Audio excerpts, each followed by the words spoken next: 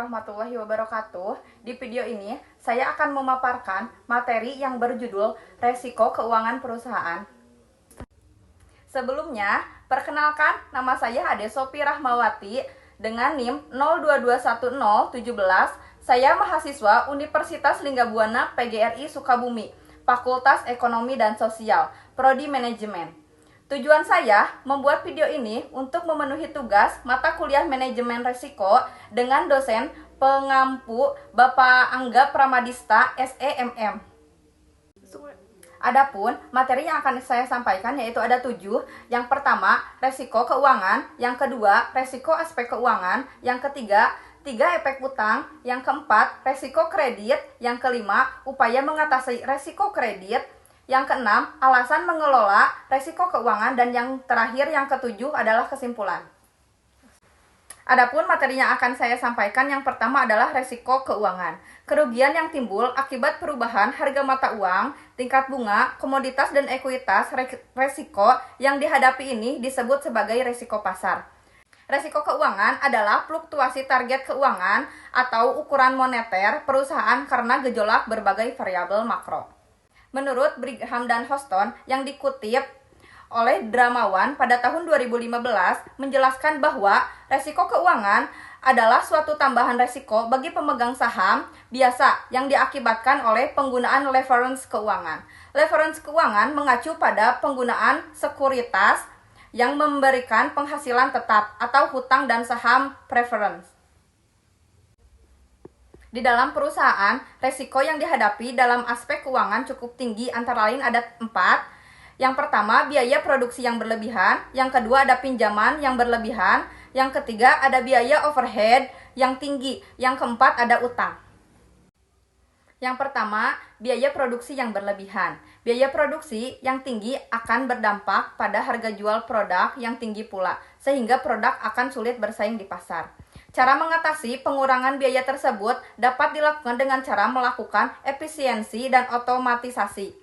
Otomatisasi merupakan salah satu jalan keluar untuk mengurangi biaya produksi, yaitu dengan menggantikan peran manusia dengan mesin. Contohnya, produk selalu bersedia pada saat diperlukan. Tenaga kerja meningkatkan kualitas kerja mereka sehingga dapat memperkecil waste atau pemborosan. Yang kedua, biaya overhead yang tinggi. Dalam manajemen keuangan dapat memiliki implikasi signifikan pada keuangan sebuah perusahaan. Biaya overhead adalah biaya yang tidak langsung terkait dalam proses produksi, tetapi mempengaruhi pengeluaran perusahaan. Kenaikan biaya overhead dapat berdampak pada penurunan profitabilitas dan efisiensi operasional. Dalam beberapa kasus, biaya overhead yang tinggi dapat menjadi indikator bahwa perusahaan memiliki masalah dalam pengelolaan biaya atau strategi bisnis yang tidak efektif. Naiknya keuntungan yang diperoleh perusahaan pada gilirannya akan menaikkan biaya, misalnya biaya untuk kenaikan gaji karyawan, untuk mendukung kegiatan yang sifatnya sosial. Namun, sebaliknya, apabila penjualan mulai menurun dan terus menurun, maka biaya-biaya perusahaan tersebut dapat menjadi beban. Yang ketiga, utang. Salah satu penyebab terjadinya krisis berkepanjangan di Indonesia sejak pertengahan tahun 1997 adalah utang swasta kepada kreditor asing, yang pada saat jatuh tempo ternyata tidak terbayar. Ada lagi kelompok utang yang juga mengakibatkan krisis menjadi terus berkepanjangan, yaitu utang pemerintah kepada pihak asing. Dengan kedua masalah yang dihadapi tersebut, maka perusahaan perlu mengendalikan utang-utang mereka agar terhindar dari kebangkrutan. Agar terhindar dari kebangkrutan, antara lain, yang pertama, mengatasi pengeluaran biaya. Yang kedua, mengetahui rincian alokasi biaya. Yang ketiga, menentukan harga dengan lebih tepat. Yang keempat, mengoptimalkan penggunaan sumber daya. Yang kelima, mengembangkan strategi biaya. Yang keempat, pinjaman yang berlebihan. Pinjaman yang berlebihan dapat disebabkan oleh 3 faktor utama, antara lain. Yang pertama, ketergesaan manajemen. Yang kedua, ketidakaktifan manajemen. Yang ketiga, kenaikan nilai bunga. 3 efek utang. Yang pertama, menambah beban perusahaan, seperti pendapatan terpaksa digunakan untuk membayar pinjaman-pinjaman daripada diinvestasikan. Yang kedua, bank atau para pemegang saham hilang kepercayaan. Seperti para pemegang saham mulai akan menjual saham mereka, sedangkan bank mungkin menuntut pembayaran. Yang ketiga, perusahaan dapat dilikuidasi. Seperti perusahaan tidak mampu lagi membayar utang-utangnya. Selanjutnya, resiko kredit. Resiko kredit merupakan resiko yang ditanggung kreditor akibat debitor tidak mampu membayar pinjaman sesuai waktu yang telah disepakati. Sering terjadi produsen menaruh produknya lebih dulu dan dibayar kemudian, atau debitor meminjam uang untuk usaha tetapi usahanya gagal. Akibatnya timbul kredit yang macet. Selanjutnya, upaya mengatasi resiko kredit antara lain. Yang pertama, ada dapat dipercaya, yaitu watak dan reputasi yang telah diketahui. Yang kedua, kemampuan untuk membayar, yaitu kemampuan atau hasil yang diperoleh dari usahanya atau laba usaha. Yang ketiga, keadaan usaha selama ini adalah menunjukkan tren naik, mendatar, atau menurun. 4. Kemampuan modal sendiri yang ditetapkan dalam usaha atau kapital, sehingga merupakan net personal asset.